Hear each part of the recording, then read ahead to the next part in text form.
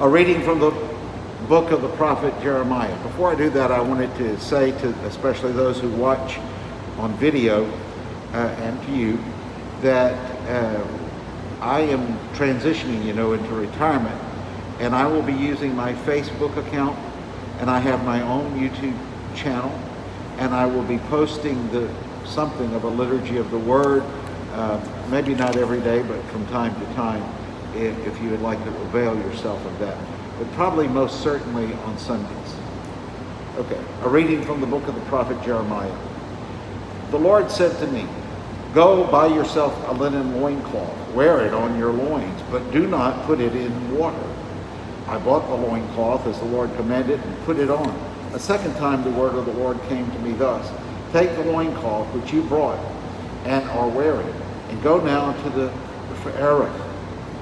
There hide it in a cleft of the rock." Obedient to the Lord's command, I went to the Phaereth and buried the loincloth. After a long interval, the Lord said to me, "Go now to the Phaereth and fetch the loincloth, which I told you to hide there." Again I went to the Phaereth, sought it out, took the loincloth from the place where I had hid it, but it was rotting, good for nothing. Then the message came to me from the Lord: "Thus says the Lord, so will I allow the pride of Judah to rot, the great pride of Jerusalem. This wicked people who refuse to obey my words, who walk in the stubbornness of their hearts and follow strange gods to serve and adore them, shall be like this loincloth, which is good for nothing. For as close as the loincloth clings to a man's loins, so had I made the whole house of Israel and the whole house of Judah cling to me, says the Lord, to my people, my renown, my praise, my beauty. But they did not listen." The word of the Lord.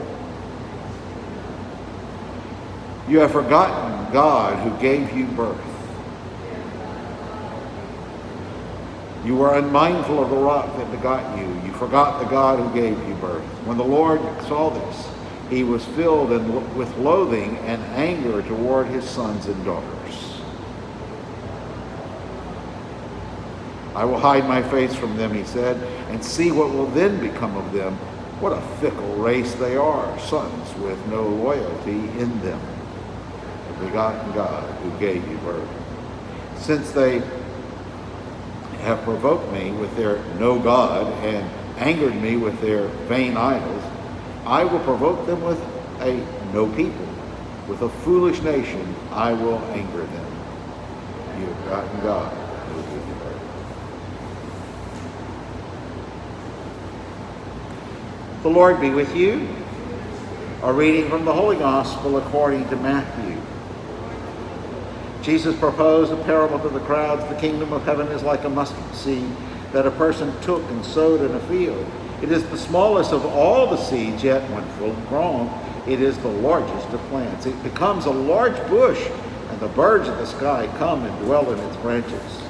He spoke to them another parable. "The kingdom of heaven is like yeast that a woman took and mixed with 3 measures of wheat flour until the whole batch was leavened." All these things Jesus spoke to the crowds in parables. He spoke to them only in parables to fulfill what had been said through the prophet. "I will open my mouth in parables. I will announce what has lain hidden from the foundation of the world." The gospel of the Lord. Yesterday, in the first reading from the Hebrew Scriptures, we had the idea that God was surprised or amazed at what Solomon asked for.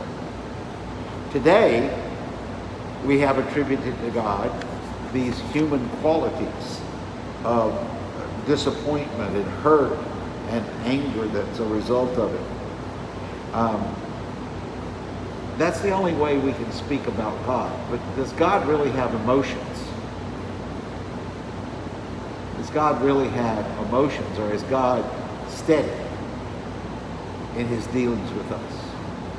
Well, as the people look upon God, as we look upon God, the people of the Hebrew Scriptures, they can't help but attribute to God what we have. But I don't suspect that God, in fact, has emotions. But because that would mean that God is motivated, is driven by something other than being God.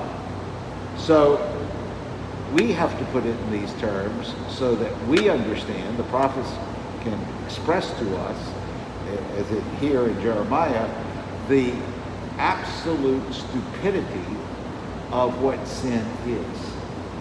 And that God would not reward it. But it's put in terms that God is angry. And this is a wonderful passage about the loincloth, although it may conjure up some not so wonderful thoughts in your mind, and disgust at the thought of it. But in any case, it's a wonderful kind of parable in the Hebrew Scriptures of what the Lord is to his people. That he clings to us, that we are supposed to be his people, his renown, his praise, and his beauty. And when we do that, we're like the seed that is planted, or the leaven in the bread. We come to life when we have life in God. So the challenge for us today is to see the truth of sin and how it makes us rotten, and how God, in justice, would condemn sin, and invites us to condemn sin, and so live as God's people, his renown, his praise, and his beauty.